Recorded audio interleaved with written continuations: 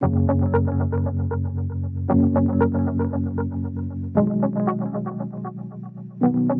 name is Dandois. I'm working in the Directorate General for Agriculture and Rural Development, and I will give you an overview of the geographical indications system in the European Union. The main focus indeed will be on GIs, but please allow me first to give you a very quick insight as how the agriculture in Europe look like, and also say a word on agri-food trade from and into the European Union.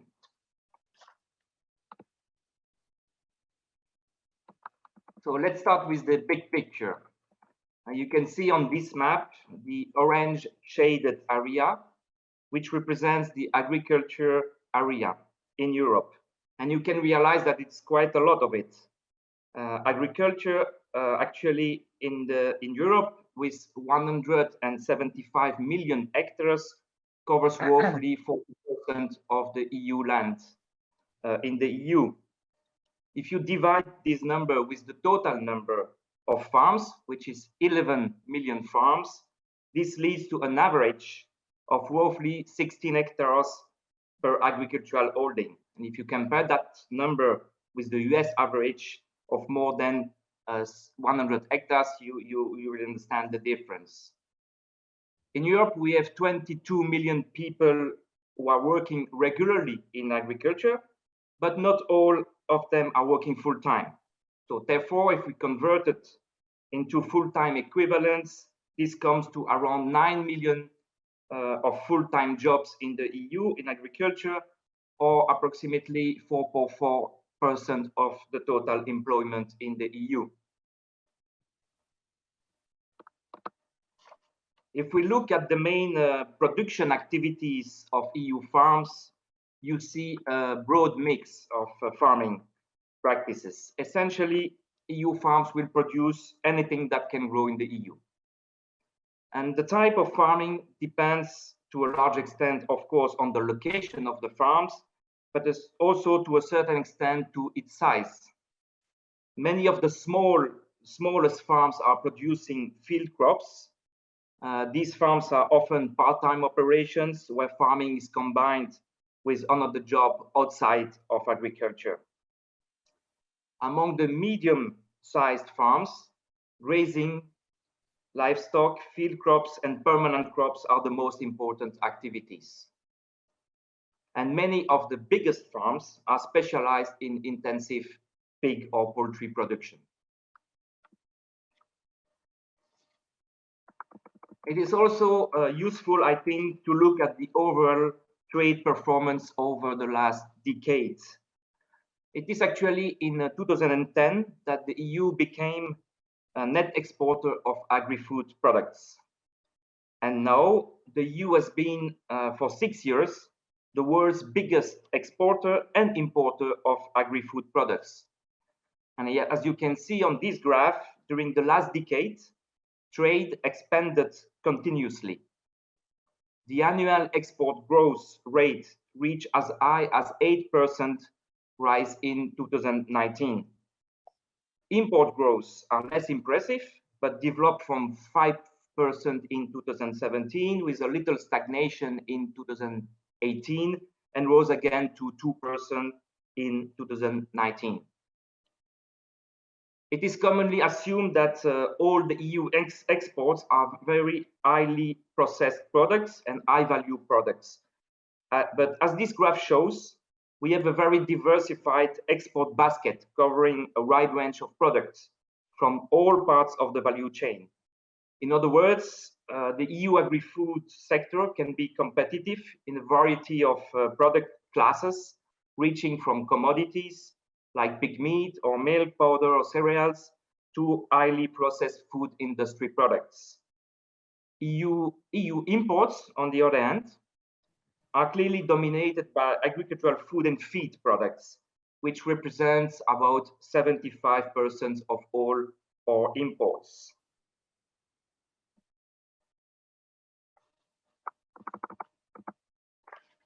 Now let's look very quickly at the reasons of this export success, as it was mentioned also by Director John Clark. I think we can refer to four reasons, main reasons for the relative export success of the EU. The first reason is certainly the successive reforms of the common agricultural policy carried out over the last 20 years, let's say, which have boosted the EU agri-food sector to improve its orientation to market signals and thus become more competitive. And we have a good example of the dairy sector for that. Second, the demand grows, especially the demand growth in the US and China has considerably increased our exports. Third, in a globalized market, we can also consider that consumer taste and preferences for European quality food have provided strong incentives to our exports. And in that context, geographical indications have played, with no doubt, an extremely important role in that success and have become a flagship for European food and drink quality products. And finally, the effect of trade policy through several important trade agreements, bilateral trade agreements with major countries and regions in the world, as well as our very active trade promotion policy, have combined to improve market access in many countries in the world. Now, let's enter now the main part of my presentation, which is indeed about geographical indications. We all know that GIs are good food, and good food is good business. And in the European Union, and in the system for geographical indications in the European Union, we have a large variety of products. As you can see on the slide, it includes cheeses, beers, wines, pasta, ham, processed meat, pastries, dairy products, or vegetables, fruits, spirits, but also spices and fresh fishes. It's important to say that some agricultural products not intended for human consumption, like essential oils, flowers, or ornamental plants, or wool, are also eligible for the protection as a GI in the EU.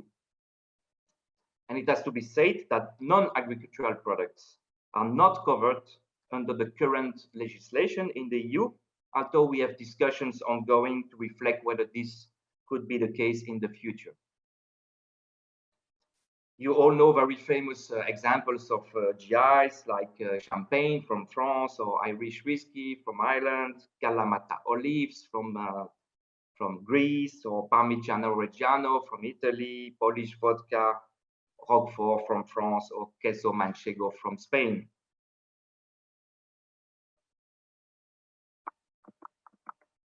As you probably already all know, what makes a GI product different from any other type of agricultural product is the essential link that exists between the defined geographical area and the production specifications of the product. If we take the legal definition, geographical indications are names which identify a good as originating in a territory or a region or locality in that territory where a given quality, reputation, or other characteristics of the good is essentially attributable to its geographical origin. Let's clarify that some names can be with a geographical reference, like Champagne, a region of France, or Porto, a wine from a city in Portugal, or Prosciutto di Parma, again, a ham from the city of Parma in Italy, or Irish Scotch whiskey from Ireland. But a non-geographical name may also identify a product with an origin. That's the famous example, let's say, of feta, the famous Greek cheese made from sheep's and goat's milk. And this is the concept on which the EU has developed since 1992 a strong domestic legislation, strong domestic regulation for the registration and protection of these products.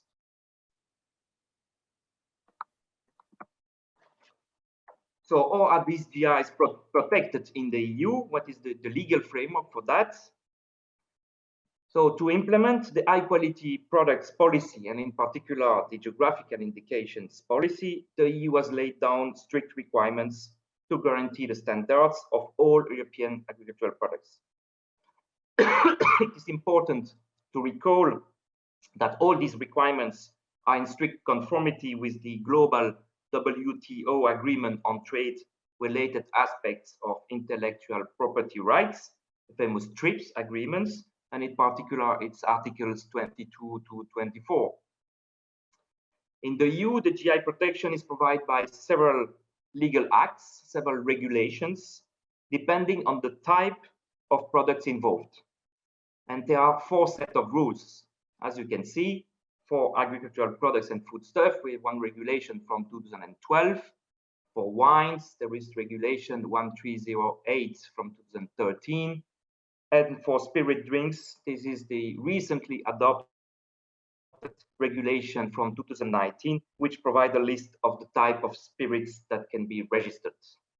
And finally, a 4th set of rules is specifically dedicated to aromatized wines, and this is the regulation 251 from 2014. In all cases, in order to be protected in the EU, of course, the GI names have to be registered first at the EU level. However, it is the member states which have to enforce the protection and are responsible for the prevention of unlawful use within the European Union. So I will not talk about into the details about these aspects of enforcement rules, as I'm sure there will be excellent presentations by other speakers later today who will give you much more information on these aspects.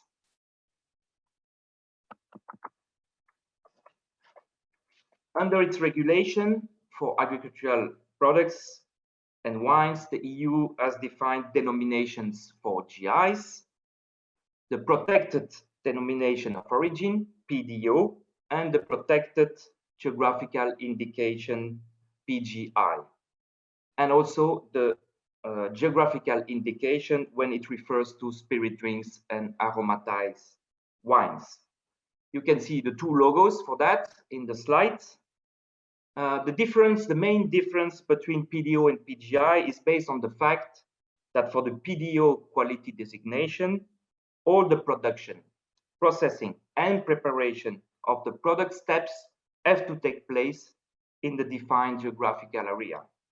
While for the PGI quality designation, at least one of the production steps has to take place in this defined geographical area. Concerning the logo, for agricultural products and foodstuffs, the logos are mandatory, while these logos are only optional for wine GIs. Also, the logos can only be used on the product covered by the registration, which meets the specifications requirements, but the logo cannot be used on a product that only includes a PDO or PGI as an ingredient. And finally, it's important to underline that the EU legislator authorizes the logos to be used in the European Union as well as in all markets around the world. These logos are quite famous around the world. Let's see now what are the main benefits of this legislation for the producers, for the consumers, and for the society as a whole. The European GI legislation provides that these products, these names, are protected in the marketplace against unlawful use and thus leading to substantial added value and benefits for the producers. With the GI protection, farmers and producers are ensured that their product names are protected against misuse and imitation. Secondly, the name is not reserved to one single producer, and therefore all producers respecting the specification can use it. And it's therefore a collective IP right in the hands of the producers. A third advantage is that the protection is unlimited in time. There is no need to renew your registration, let's say after 10 years, as it is often the case for trademark, as long as the name is used and present on the market. Another important aspect is that the administrative protection is made by public authorities on the production place and on the market place. Finally, it allows producers to hold, and it is a very important aspect, it allows producers to hold a stronger position in the food chain by building on high quality reputation and processes, leading to better competitiveness and profitability. We estimated that on average, the price of a GI product is about 2.5 times the price of a comparable non-GI product. Although we can see that there are some differences which exist between foodstuff, wines, and spirits. These slides give you information on economic data for GIs. According to a recent study, the estimated sale value of EU GIs amount to 75 billion in 2017. And this amount represents 6.8% of the total of the EU food and drink sector. The EU GI exports value to non-EU countries is estimated at 17 billion euros in 2017, which represents 15% of EU food and drink exports. It is worth noting as well that wines and spirits represent almost 90% of the total GI exports in value. So these data show that GIs are not only a very important part of the European production of agricultural foodstuff and drinks in the EU market, but also provides very good opportunities and added value on external markets. And in terms of sales destinations, we estimate that 58% of the sales take place on the national market, 20% in the EU market, and 22% in third countries, which is quite an important share. So there are also benefits for the consumers, and they are very significant as well. First, it gives to consumers the information on the characteristics and the benefits of the GI products. But it provides, more importantly, a guarantee on the origin of the product through the tradition and heritage brought by this product. It provides a guarantee on the quality of the product through the conformity with the specifications. It provides a guarantee on the authenticity of the product because the legislation ensures that there is no imitation or misuse. And there is also a guarantee on the safety of the product through specifications, of course, but also through controls both on production site and the marketplace. Finally, it's very important as well, quality designations prevent the standardization of food products and offer a wider range of products to consumers. But there are also benefits for the society as a whole. GI also convey the cultural identity of a place, being the result of the skills and know-how of local people in producing the goods. The development of GIs has also led to considerable impacts on the local economy by creating spillover effects in local tourism, in gastronomy, and preservation of cultural heritage, which has created added value and diversifying potential income sources for farmers and for people living in rural areas. The policy objectives embedded in using GIs as a tool for development have become much more multidimensional and progressively incorporating also territorial and rural development objectives, as well as biodiversity or sustainable agriculture. So given the potential ability to fulfill all these public good objectives, GIs are not only considered as an IPR, but also as a policy instrument.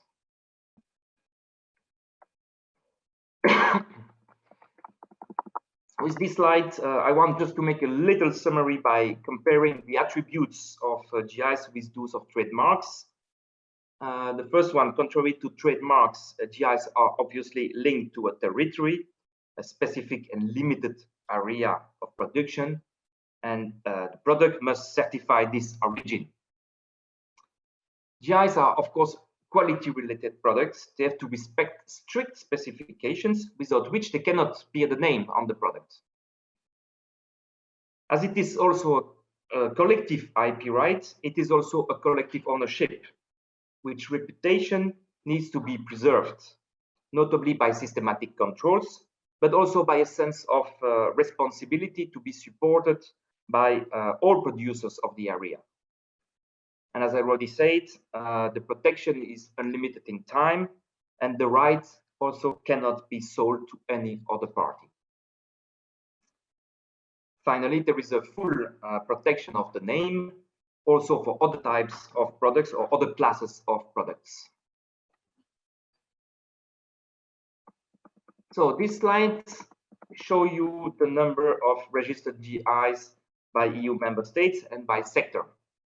In the EU, as we said, we can easily say that geographical indications are one of the great success of the European agriculture, with almost 3,300 GI names registered in and protected in the EU.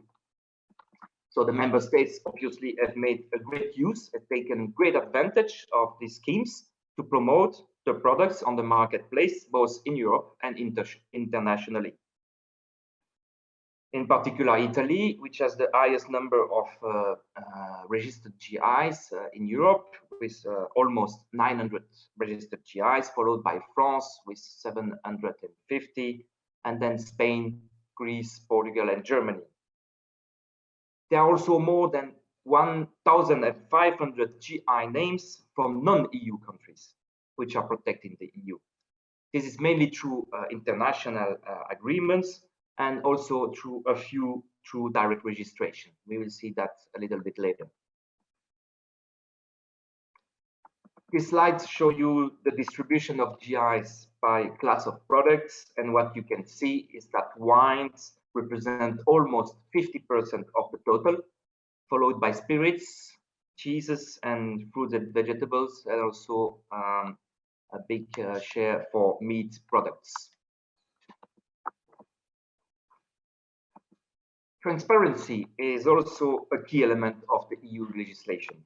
There is a database which is called e-Ambrosia, which includes the list of all registered GIs and protected through direct applications.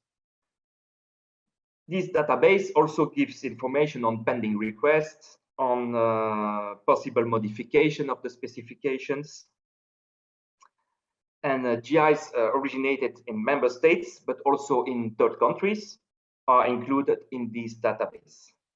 All this information is fully accessible to the public. You just need to click on the link at the bottom of the slide, and you will find all the information with filters, etc. You can choose PDO, PGI, countries, etc. Very useful database. So in this database, if you are looking for non-EU countries GIs, you will find 34 names that are currently registered through direct registration. For the ASEAN region, we have 4 from Thailand, 2 from Cambodia, 1 from Indonesia, and 1 from Vietnam. As I said in my previous slide, in comparison, there are over 1,500 third country GIs currently protected in the EU, but this is done through bilateral trade agreements. And that shows that, of course, there is a clear advantage for third countries to engage with the EU into negotiations and try to get this bigger batch of GIs protected through agreements. So now I come to the international agreements that the EU has concluded or is negotiating with several countries in the world. In an increasingly globalized marketplace, of course, geographical indications are a very good instrument to protect at international level what is unique and valuable at the local level or at the regional level. So for many years, with a view to build a global consensus for the protection of high quality products, the EU has been promoting the benefits of this GI policy through both bilateral or multilateral initiatives, and has encouraged the non-EU countries to adopt and develop systems of protection for their own specialty and regional products. We have granted protection for many non-EU GIs in wines, spirits, and agricultural products, in exchange, of course, of high protection of EU GI products in the concerned third countries.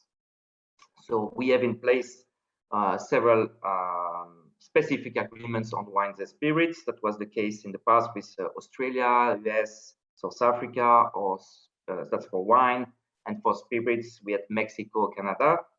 But we also, as we already said, negotiating several bilateral agreements covering all types of GIs through our FTA agreements, where there is usually a very important chapter on IPR and, of course, for geographical indications.